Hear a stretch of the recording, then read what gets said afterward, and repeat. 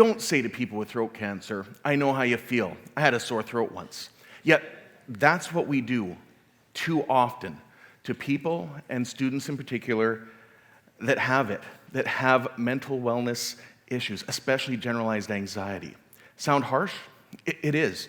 But untreated, unsupported mental wellness is a death sentence. It's so connected. It's too connected to elements around suicide. Really, we don't want to talk about that yet. So instead, we hope maybe it'll get better. Maybe they'll grow out of it. I know my own sadness isn't depression. I know that the butterflies in my stomach will fly away.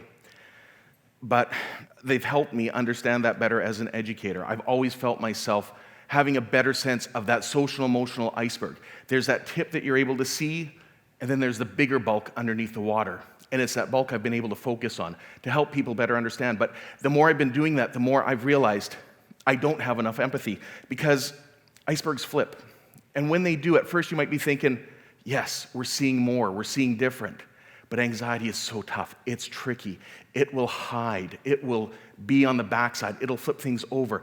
And that is an element that my students, and more recently my son, have really helped me better understand. Took my son for a walk, and a dog barked, and his anxiety was triggered. He froze.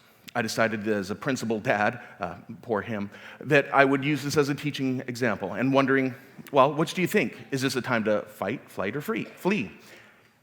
He was like, Dad, no. I said, what? How many thoughts do you have going on in your mind? Like a dozen? He just looked at me, Dad, you just don't get it. I decided to push this time. What, like 1,000? He paused. Yeah, that's about it. So he created an image of what he said he sees in his mind every time a decision is made, not just when a dog barks, but even in a traditional classroom, when a question is being asked by a teacher, when there are multiple questions on a worksheet. He has so many potential answers. He's not able to synthesize which is the best answer. And it's not that he's a dumb kid. He's processing so many different possible variations. It's incredible. So when he's asked, why can't you just give a response? Why can't you just... It's not that he won't. It is indeed that he can't. Now, for myself, I've been distracted by that forest of behaviors. My classroom was one of the first ones that we got to pilot the Friends for Life program with. But even still, I'll get distracted. I'll think, oh, what else might it be? What can it be? Well, really, we can't. We have to take it for what it is. And here are my rules when working with generalized anxiety and any sort of mental wellness. Get them inside the school every single day.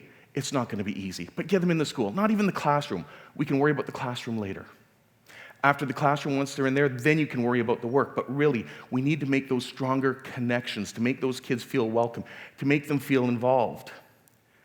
I've heard, again, it's not easy. I've heard too often, these are the kids that are the square pegs trying to be fit into the round holes. We need to get rid of that game. We need to see those individual learners as important trees, and then we need to take on that extra duty to cut a pathway to the trees and make them understand better that they aren't only welcome, but they are a vibrant part of our overall learning forests. Thank you very much.